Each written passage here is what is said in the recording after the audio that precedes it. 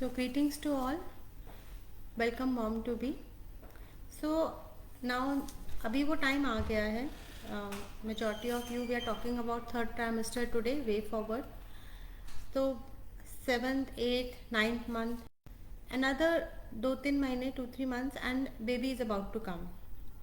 So here I am, Dr. Anjali Taneja, Principal Consultant Obs and Gynae, Cloud9 Hospital, Patparganj.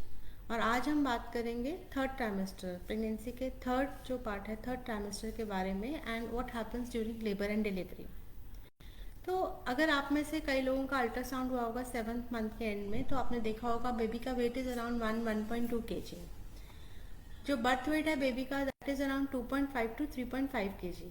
तो ये वो समय है जब बच्चे के ऑर्गन्स बन चुके हैं, बट अब डेवलपमेंट होती है. अब बच्चा ग्रो करता है 1 kg से 2.5 to 3.5 kg, जो कि डिलीवरी के समय उसका वेट रहता है. So this growth occurs at 30 to 50 gram per day. बच्चे के मसल्स बन रहे हैं, बोन्स स्ट्रांग हो रही हैं, लंग्स मैच्योर होते हैं, eyebrows and nails define होना शुरू हो जाते हैं, बेबी कैन हियर यू, उसका मेमोरी डेवलप होना शुरू हो जाता है. So baby is preparing itself to come into the life. इसके साथ साथ ही बच्चा पोजीशन लेना शुरू करता है. So normally when the baby is getting ready to come, usually it will take head down position. मतलब बच्चे का सर नीचे होता है और बम्प्स ऊपर होते हैं आपके वॉम में. कभी कभी ऐसा भी हो सकता है कि बच्चे का सिर ऊपर हो, जिसको हम मेडिकली ब्रीच कहते हैं, that is head up position, या बच्चा आड़ा हो, यानी हेड उसका एक साइड में है, तो साइडवेज ट्रांसवर्स पोजीशन. बच्चा घूमता रहता है और ये पोजीशन जनरली फिक्स होती है जाकर 35-36 वीक्स पे. इसी समय आपको एक फीलिंग आ सकती है जिसे हम कहते हैं लाइटनिंग, कि बच्चे का सिर ड्रॉप कर गया पेल्विस में, ड्रॉप डाउन. अचानक आपको लगा मेरा पेट छोटा हो गया, एंड बहुत सारे सिम्टम्स जो आपको इस समय परेशानी दे रहे थे, जैसे एसिडिटी, ब्रेथलेसनेस, उनमें थोड़ा आराम आया. तो दिस बेसिकली इंडिकेट्स कि नेचर अपने आप को प्रिपेयर कर रहा है, बेबी ग्रो कर रहा है, एंड अब धीरे धीरे बच्चा नीचे की तरफ जाना शुरू हो जाता है. 27-28 वीक्स के बाद, मतलब थर्ड ट्राइमेस्टर में, another thing that you will feel is कि बच्चे के जो मूवमेंट्स हैं वो बहुत कोऑर्डिनेटेड एंड स्ट्रांग होने शुरू हो जाते हैं. Good movements indicate good health. अगर बच्चे का मूवमेंट्स अच्छा है, ये इंडिकेट करते हैं कि बच्चे की हेल्थ अच्छी है. सो इट इज इम्पॉर्टेंट कि आप बच्चे के मूवमेंट्स को ऑब्जर्व करें. आपके डॉक्टर आपको बताएंगे कि बच्चे का मूवमेंट का ध्यान रखना है. नेक्स्ट, क्यों रखना है? तो जैसे हमने बात करी, बच्चे की अच्छी मूवमेंट दर्शाती है कि आपके बच्चे की हेल्थ अच्छी है. फिर आता है कि कैसे रखना है. Many of you will say कि मेरा बच्चे का मूवमेंट सोते हुए ज़्यादा होता है, मुझे रात को ही पता चलता है. कोई बोलेगा मुझे ब्रेकफास्ट के बाद ज़्यादा पता चलता है. सो मुझे जैसे रोज़ पता चलती है ऐसे ही अभी भी पता चल रही है, विच इज़ ओके. तो बेबी जैसे मूव करता है वैसे ही मूव कर रहा है. सेकेंड इज कि दिन में 3 बार ब्रेकफास्ट, लंच और डिनर के बाद आप 1 घंटे के लिए बाई करवट से लेटें और ऑब्जर्व करें. अगर उसमें आपको बच्चे की मूवमेंट 5 से 6 मूवमेंट फील हो जाती हैं 1 घंटे में, तो this is okay, this is normal. Movement कोई भी हो सकती है. It can be a kick, it can be rolling, it can be any kind of movement. Pattern is also important. बच्चा रोज इस पैटर्न में घूमता था, रात को घूमता था, आज नहीं घूम रहा, so that is also important.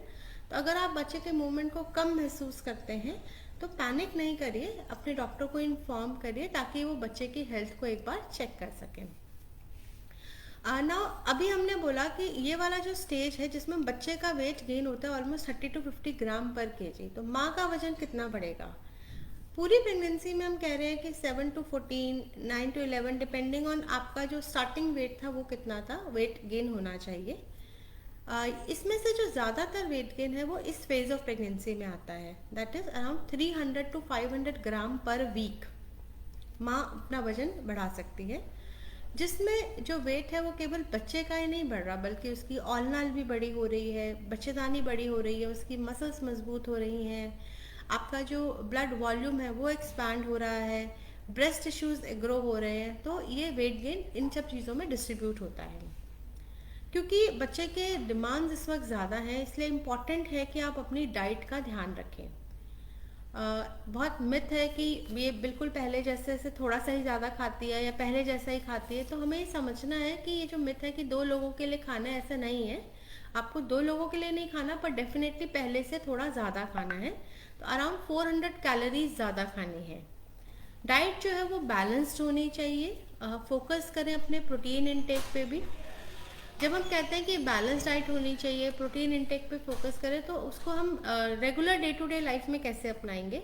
तो आप जब भी खाना खा रहे हैं, कोशिश करिए दिन में 5 से 6 सर्विंग ग्रेन्स की। Grains could be atta, suji, besan, daliya, any grain, chawal, and these can be divided as 3 main meals and 3 snacks. Snacking के लिए आप मखाने ले सकते हैं, भुना चना ले सकते हैं। These can be your snacking options. And 5 से 6 सर्विंग्स वेजिटेबल और फ्रूट्स की रखें, जो कि आपका सोर्स होते हैं मल्टीविटामिन्स का, फाइबर्स का। एंड 3 सर्विंग्स डेयरी की। Dairy is a good source of protein. Dairy के लिए आप दूध, दही, पनीर, चीज़ सब कुछ ले सकते हैं। इसके अलावा प्रोटीन के लिए आप पीनट्स ले सकते हैं, सोया ले सकते हैं। जो लोग नॉन वेजिटेरियंस हैं वो एग ले सकते हैं, चिकन ले सकते हैं। रॉ चीज़ें या अनकुक्ड और लेस कुक्ड मीट आपने अवॉइड करना है। तो जब हम खाना ठीक से खा रहे हैं, बच्चे की मूवमेंट अच्छे से हो रही है, तो व्हाट अबाउट एक्सरसाइज? कि क्या मैं ऐसा क्या करूं कि मेरा को हेल्थ ठीक रहे, मेरी नॉर्मल डिलीवरी में हेल्प मिले? So yes, exercise is beneficial. आपको 30 मिनट्स अप्रॉक्सीमेटली पर डे एक्सरसाइज करनी है, एटलीस्ट 5 days a week। तो that will come to 150 minutes. Exercises combination हो सकता है वॉक का और स्ट्रेचेस का।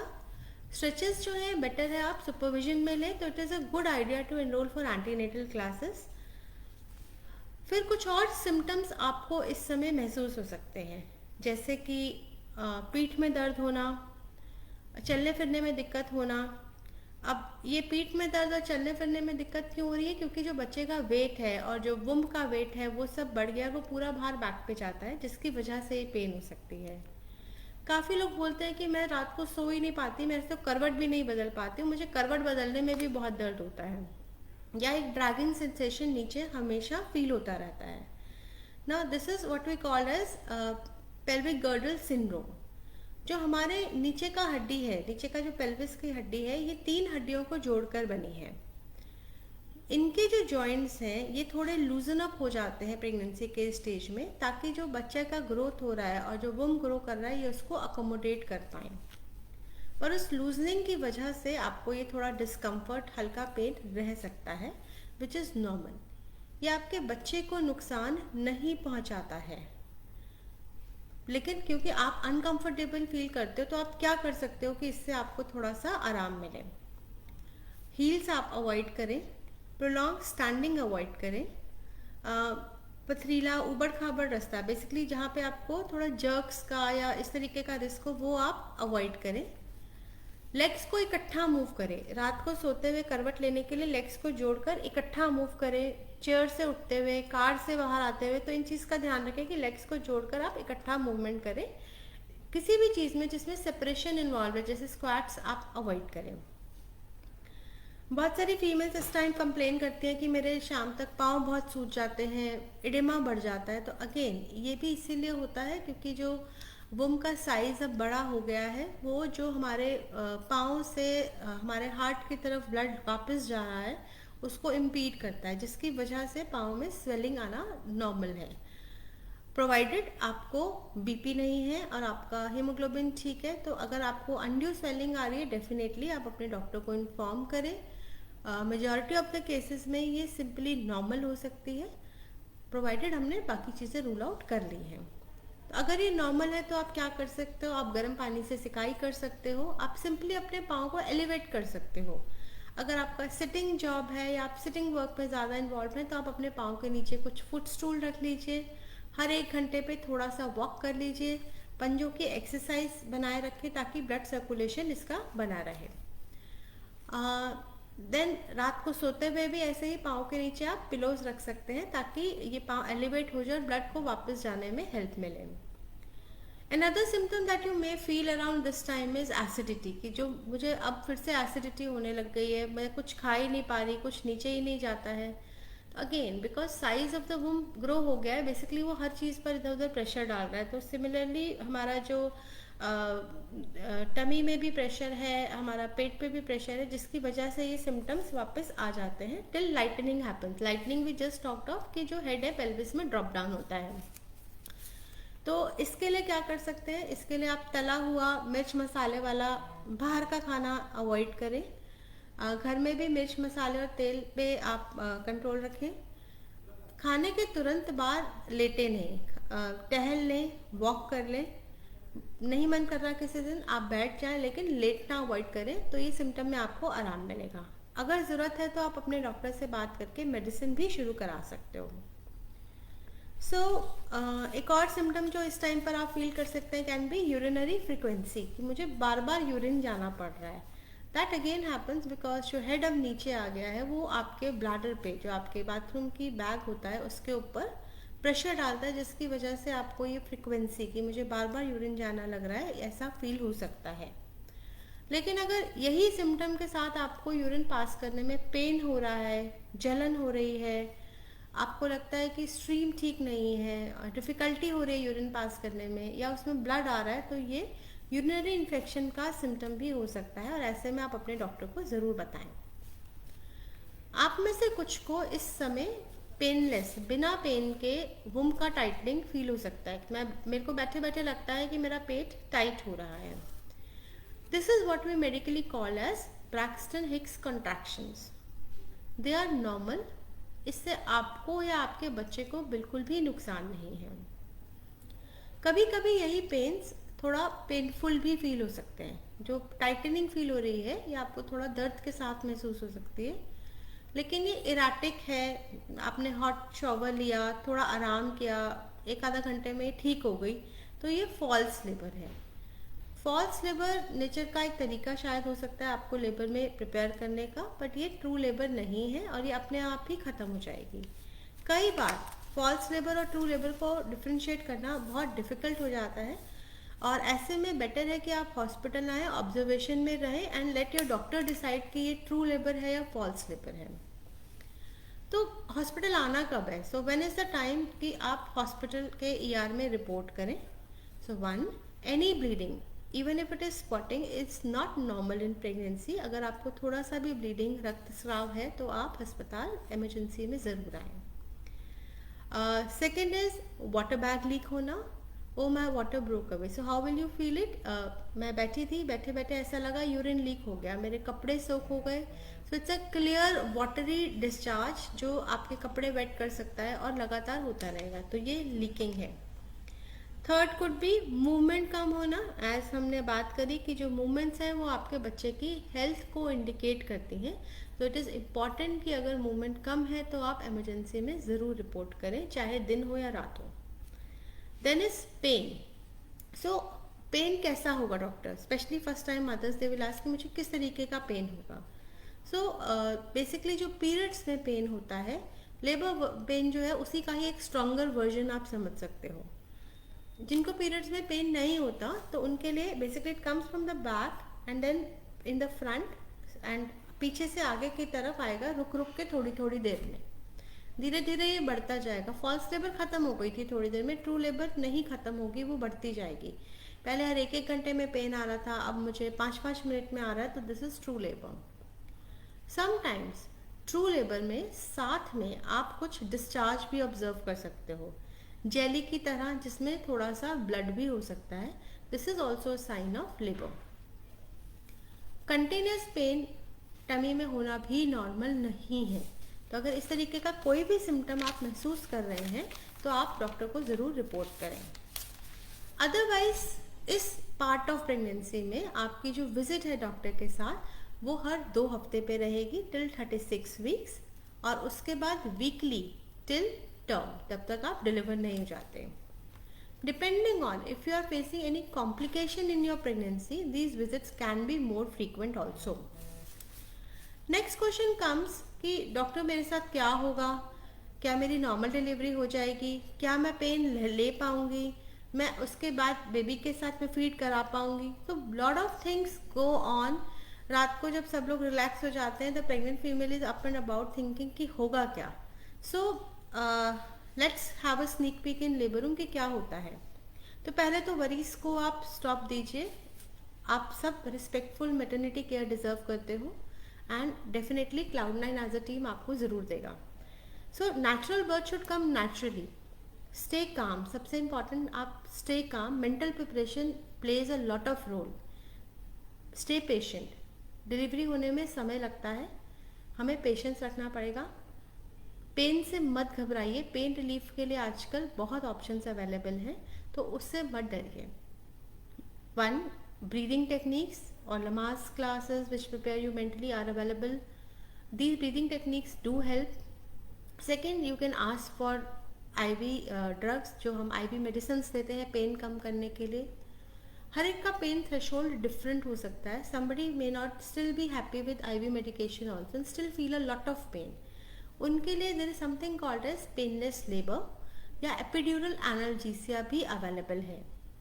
पेनलेस लेबर या एपिड्यूरल में आप अपने डॉक्टर से, अपने एनेस्थेटिस्ट से पहले ही बात करके रखें ताकि आपका माइंड मेडअप हो। इसमें बेसिकली बीच में एक पतली सी सुई लगाते हैं which is connected to a drip. Labour चलता रहता है। बहुत सारे लोगों को मैंने देखा है कि मिथ रहता है कि अगर मेरे को पेन ही नहीं होगी तो डिलीवरी कैसे होगी।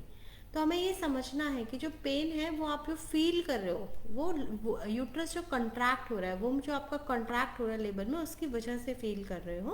तो दैट कंट्रैक्शन विल कंटिन्यू, लेकिन उसका जो परसेप्शन है, जो हमें फील हो रहा है पेन, वो ब्लॉक हो गया क्योंकि हमने पेन फाइबर्स को ब्लॉक किया है।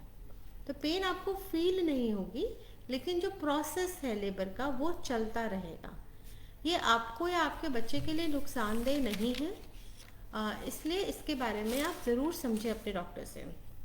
नेक्स्ट इज कि मैं कभी भी जाना पड़ सकता है। Yes, because it's a natural process, it can happen at any time during day और नाइट। तो आपको कभी भी इमरजेंसी रूम जाना पड़ सकता है। तो आप अपना एक बेसिक बैग जिसमें अपने कपड़े, बच्चे के फर्स्ट क्लोथ या कुछ basic necessities as per your decision with the admitting team, आप जो जिस भी हॉस्पिटल में डिलीवर करा रहे हैं वहाँ से आप डिस्कस करके कि क्या रिक्वायरमेंट्स रहेंगी और क्या हॉस्पिटल प्रोवाइड करते हैं, आप अपना एक बेसिक बैग पहले से रेडी करके रख सकते हैं। जब आप हॉस्पिटल पहुंचेंगे, duty doctor round the clock duty पर जो होते हैं वो आपको एग्जामिन करेंगे, आपका पल्स, बीपी देखेंगे, बच्चे का हार्ट बीट देखेंगे, बच्चे का हार्ट बीट का एक ग्राफ निकालेंगे जिसको हम कहते हैं एनएसटी या फिर सीटीजी। उसके बाद एक आईवी लाइन लग सकती है जिससे कुछ दवाइयाँ दी जा सकती हैं। एक इंटरनल चेकअप या पर वजाइनल एग्जामिनेशन जो हम कहते हैं वो भी किया जाता है टू सी कि आपका जो बच्चेदानी का मुंह है, जो सर्विक्स है, वो कितना डायलेट हो चुका है और बच्चा कितना नीचे आया है, आपकी वाटर बैग अभी लीक हुआ है या नहीं हुआ है। तो आफ्टर दिस इनिशियल असेसमेंट आपको लेबर रूम में शिफ्ट किया जाता है। If you are in labour, you may be allowed a birth companion. Birth companion आपके हस्बैंड हो सकते हैं, आपकी mother in law, whoever you trust emotionally and who can be your moral support at this time. Birth companion definitely plays a role. They are a big emotional support in your journey and they can give you back massage which can help you with pain also. Clear liquids allowed रहते हैं आपको labour में। और जो हमने checkup की बात करी, बच्चे का हार्ट बीट तो मॉनिटर्ड ही रहता है। उसके अलावा जो इंटरनल चेकअप है वो 2 to 6 आवर्स पर हम रिपीट करके देखते हैं, ये देखने के लिए कि सर्विक्स का माउथ कितना खुल गया और बच्चा कितना नीचे आया। Once the mouth is fully dilated, जब it is fully dilated, you may feel a sensation to poo. So that is the time you are asked to push by your doctor. So at this time, your doctor may decide to give you a cut down below, जिसको हम episiotomy कहते हैं।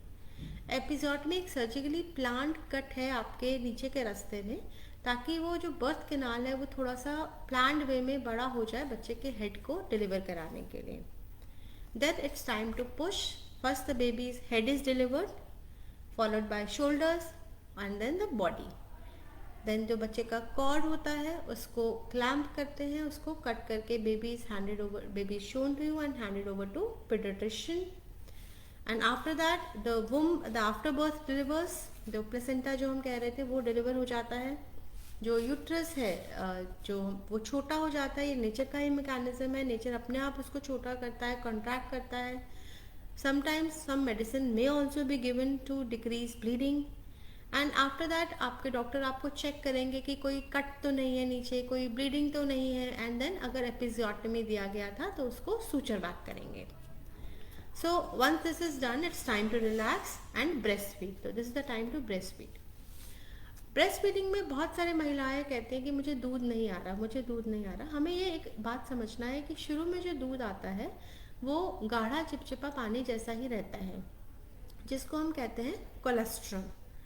Cholesterol rich in fat है, ये बच्चे के लिए काफ़ी होता है। और इसमें जो ब्रेस्ट फीडिंग की हम अच्छी चीज़ें कहते हैं, एंटीबॉडीज़, एंटी एलर्जिक, इम्यूनिटी, ये सब गुणों से भरा होता है। तो इट इज़ इम्पॉर्टेंट कि आप वो जो गाढ़ा चिपचिपा पानी शुरू में आता है कोलेस्ट्रॉल, वो बच्चे को पिलाएं। यही धीरे धीरे 3rd-4th डे तक अपने आप मिल्क में कन्वर्ट हो जाएगा। ठीक है। During labour some of you may be advise to have an emergency caesarean. Emergency caesarean का मतलब है प्लान नहीं था, पर लेबर के दौरान ऐसा कुछ हुआ कि आपको सिजेरियन के लिए ऑप्ट करना पड़ा। सो वो क्या हो सकता है? वन, बेबी ने अंदर पू पास कर दिया, मतलब बच्चे ने जन्म से पहले ही माँ के पेट में पू पास कर दिया। बच्चे की हार्ट बीट ड्रॉप हो जाए, बेबी का हार्ट बीट कम होने लग जाए, लेबर वैसे नहीं प्रोग्रेस कर रही जैसे उसको करना चाहिए था, सर्विक्स का मुंह नहीं खुल रहा, या माउथ खुल गया लेकिन बच्चा नीचे ही नहीं उतर रहा, या फिर एक्सेसिव ब्लीडिंग, माँ को ऐसे ब्लीडिंग शुरू हो जाए जो बच्चे या माँ के लिए जानलेवा हो सकती है। तो ये कुछ इमरजेंसी सिजेरियन के इंडिकेशंस हो सकते हैं। Few of you may be advise elective caesarean. Elective मतलब हमने प्लान किया है कि हम इस डेट पे आपका सिजेरियन करेंगे, और आपको समझाया है कि उसकी ज़रूरत क्यों है और आपने सहमति दी है। तो ये क्या इंडिकेशंस हो सकती हैं? हेड अप बेबी, जो हमने बात करी, बच्चा पोजीशन लेता है और हेड डाउन होता है। अगर बच्चे का हेड अप है then you may be advise. बच्चे का सिर बच्चे का जो लाई है, बच्चा आड़ा लेटा हुआ है माँ के पेट में, that could be one indication. After birth और प्लेसेंटा इज लो, वो नीचे है, placenta previa, then that could be one indication. बच्चा छोटा है और उसके ब्लड फ्लोस कॉम्प्रोमाइज्ड हैं, that could be another indication. So next question come, doctor what can I do to increase my chances of having a normal delivery, कि मैं ऐसा क्या करूं कि मेरे नॉर्मल डिलीवरी होने की संभावना जो है वो बढ़ जाए। वेल कुछ चीज़ें जो है वो मॉडिफाइबल फैक्टर्स हैं, कुछ चीज़ें नॉन मॉडिफाइबल फैक्टर्स हैं। अगर आपका एज यंग है you stand a higher chance of having a normal delivery. अगर आपकी पहले नॉर्मल डिलीवरी है तो सेकेंड डिलीवरी नॉर्मल हो उसके भी चांस बढ़ जाते हैं।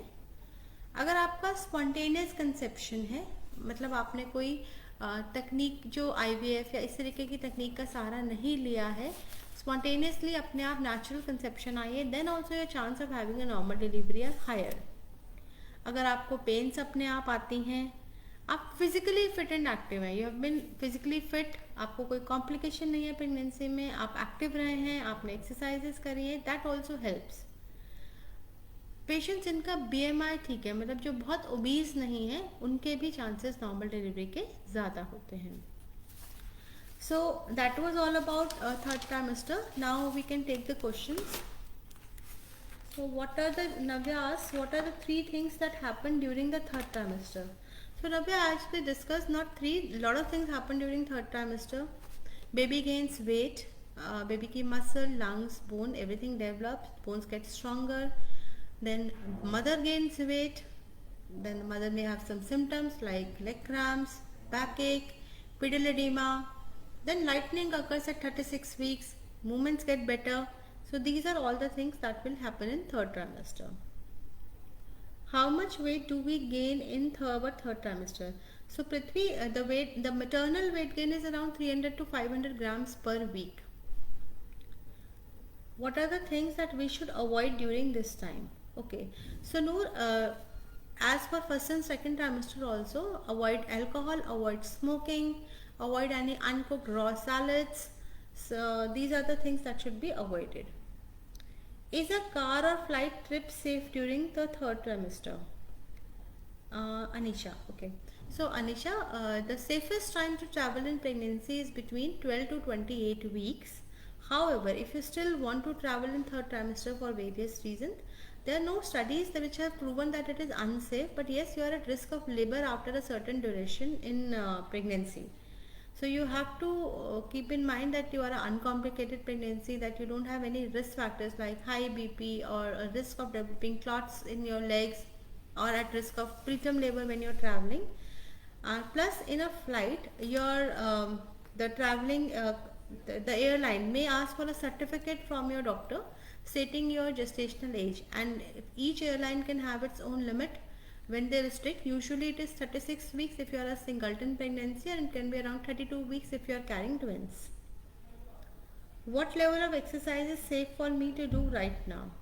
Okay, so Paru, if you have been exercising in your first and second trimester, you may continue with the same routine. Maybe add some squats to it under supervision and a duck walk, that will help. If you have not been exercising till now, then start with basic walk and then combine it with few stretches under supervision.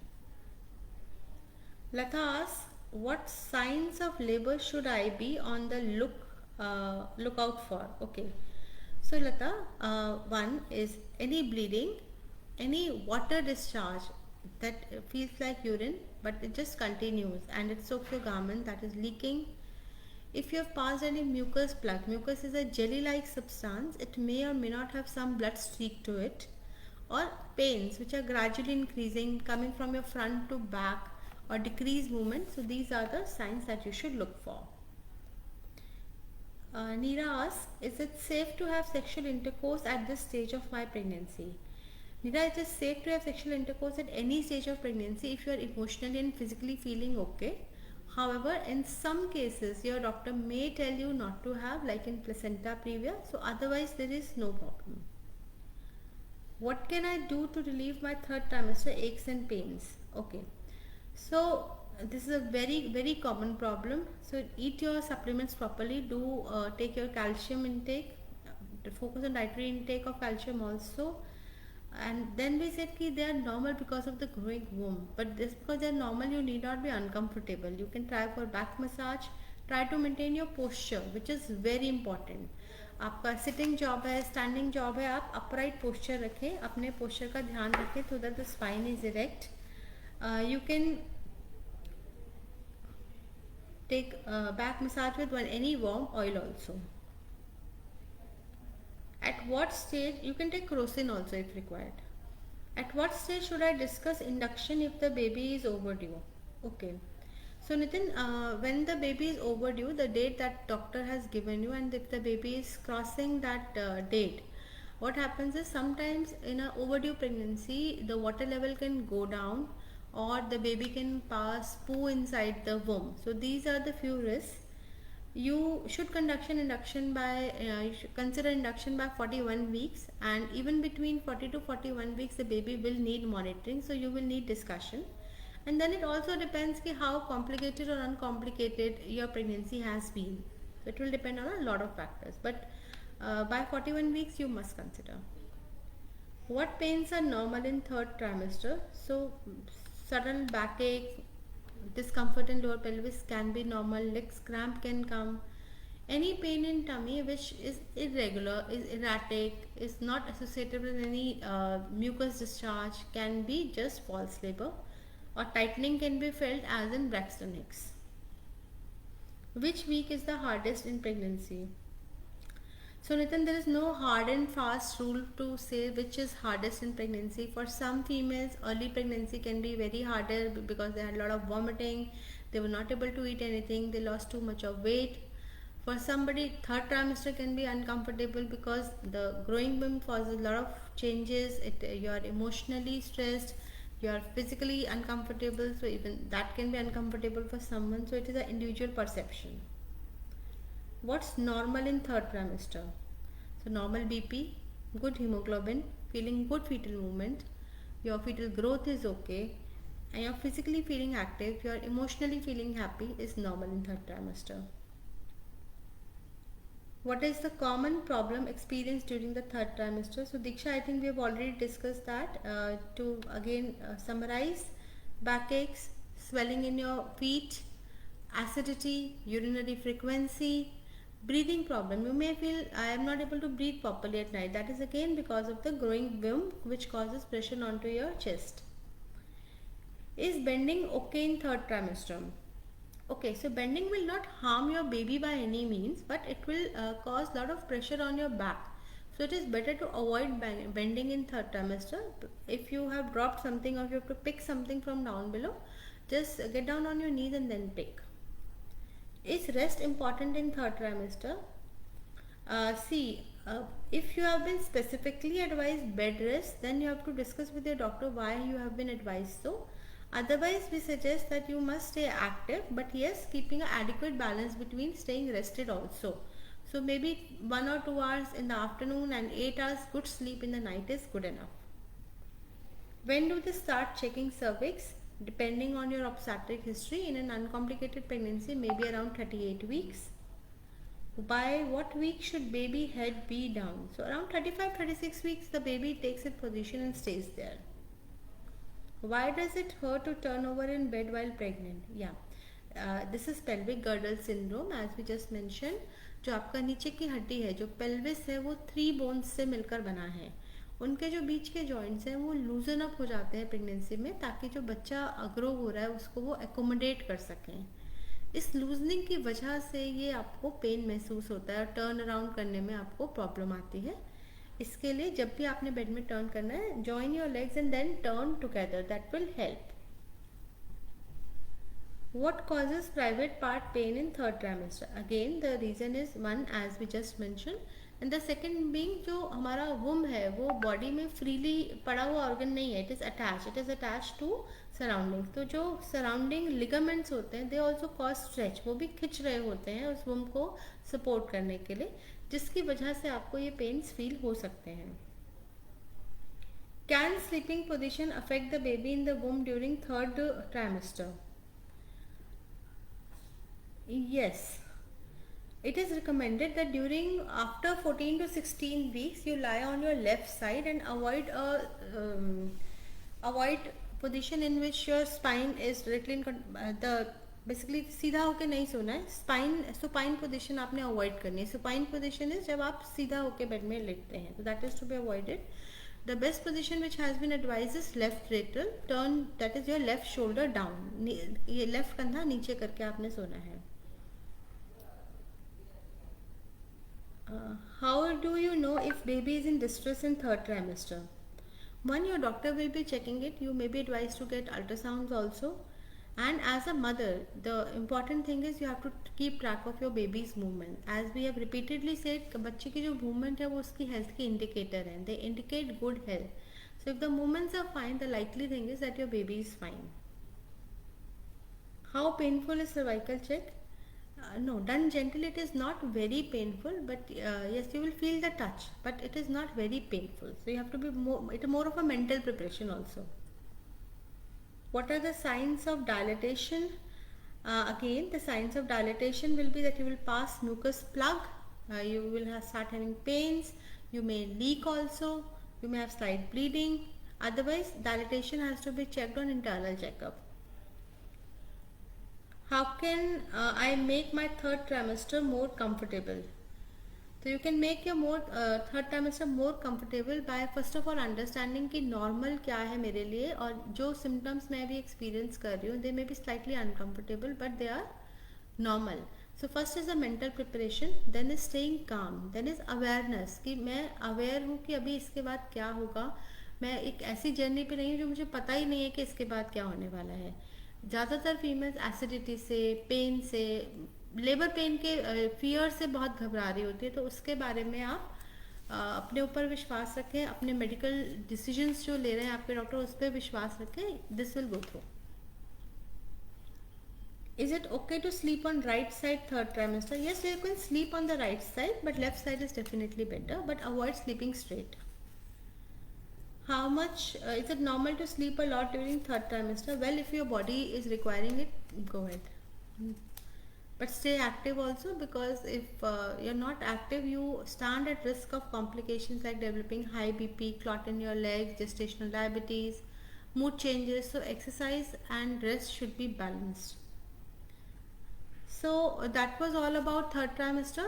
Hope all your queries were answered. Feel free to inbox us for any queries you may have further. अभी भी आपको कोई questions है तो आप inbox कर सकते हैं. And that was it. So wishing you a blessed journey ahead, and you may be proud parents soon. Thank you.